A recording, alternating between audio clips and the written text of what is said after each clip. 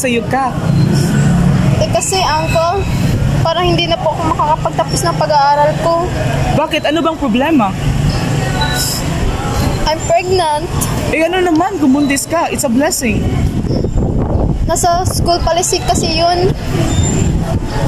Tara, puntahan natin yung paralan at kakausapin ko ang dean.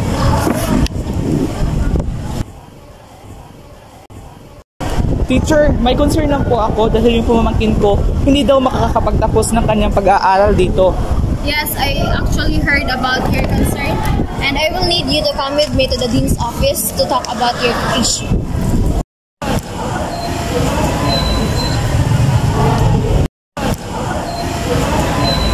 Good afternoon, ma'am. Good afternoon. So, I'm attorney John Lloyd Bathan, ma'am. I'm the guardian of Kathleen. So, good afternoon, Dean. We are here today. Good morning, Dean. We are here together with my student and his uncle to talk about his issue about the school rule. Nabuntis po kasi siya ng kanyang kasintahan at gusto niya i-clarify kung maaari ba siya makapagtapos ng kanyang pag-aaral. Are you already married? If you're not allowed to proceed to study here. Are you sure with your words, ma'am?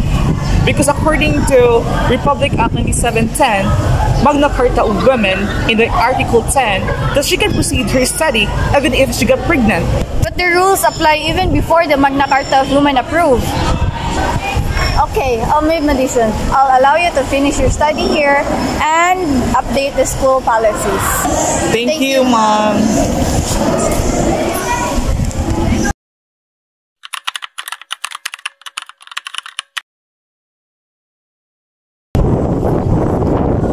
Sana makapasa ako kahit babae ako.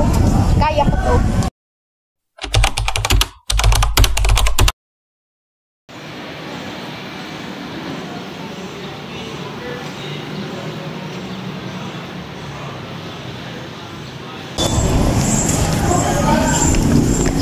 Her credentials are impressive and she has a good performance in her past jobs.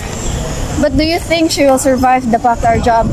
Here is heavy and this work is appropriate only for men?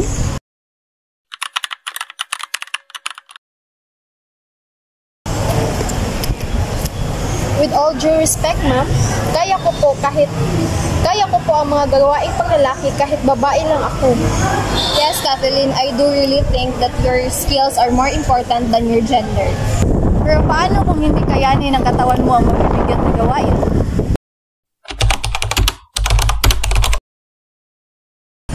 Alam niyo po ba na sa ilalim ng Magna Carta of Women, pinagbabawal ang anumang diskriminasyon laban sa mga kababaihan?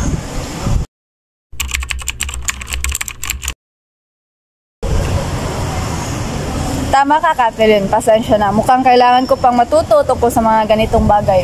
Makakaasa ka na magiging proseso ng kumpanya dito. Bibigyan kita ng pagkakataong bigyan ng iyong sarili ng ipakita iyong lakas.